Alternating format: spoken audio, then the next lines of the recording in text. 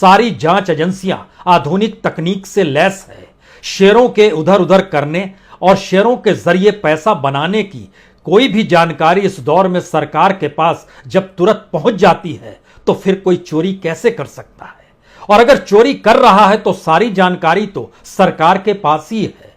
और बीजेपी सरकार की एक केंद्रीय मंत्री तो लगातार प्रेस कॉन्फ्रेंस करके जब यह बता रही है कि हमने कितना रुपया कहां से कैसे बनाया और वह किस शेल कंपनी के जरिए बताया, उस शेल कंपनी के जरिए जो पैसा आता था हमारे किस खाते में गया, और इस देश में बैंकों में अगर खाते किसी के भी होते हैं तो वो जानकारी बैंकों को होती है, सेबी को भी होती है अगर वो शेयर मार्केट से जुड़ा है, और इस देश की जांच एजेंसियों को भी होती है। फिर छुपना क्या और छुपाना क्या?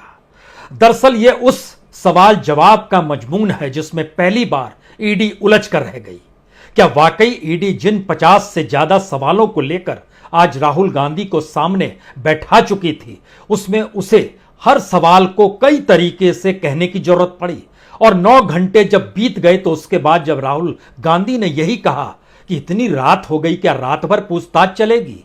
तब कहा गया जी नहीं, आप कल आइएगा। जी नहीं, सब कुछ इतना आसान नहीं है।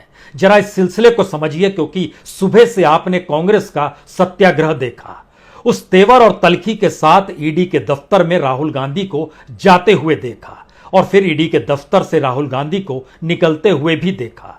उस बीच में जो लंच ब्रेक था उसमें राहुल गांधी अपनी बहन प्रियंका गांधी के साथ अपनी मां से मिलने अस्पताल गए, सर गंगाराम अस्पताल गए, जहां उनका इलाज चल रहा है।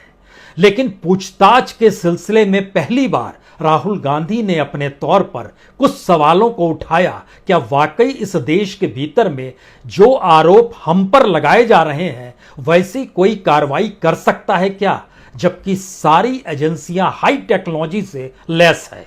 और उस पर सरकार की जानकारी का ना होना और सरकार के एक मंत्री का प्रेस कॉन्फ्रेंस करके हमारे पूरे कच्चे चिट्ठे को जब बता देना, तो ईडी को तो उन्हीं से सारी जानकारी ले लेनी चाहिए।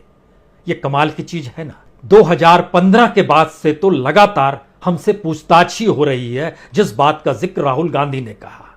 और कौन सी जानकारी आपको नहीं दी गई है, और जब से फाइल आप लोगों ने बनाई है, फाइल आपने खोली है, उसके बाद क्या वाकई कोई ट्रांजैक्शन हुआ है?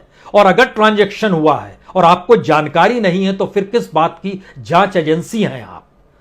यानी सारे सवालों के जवाब सवाल देने वालों के हिस्से में रख के राहुल गांधी ये पूछ रहे थे कि ऐसी कौन सी चीज है जो आपको पकड़ में नहीं आती है और वो हमारे बताने पर पकड़ में आ जाएगी।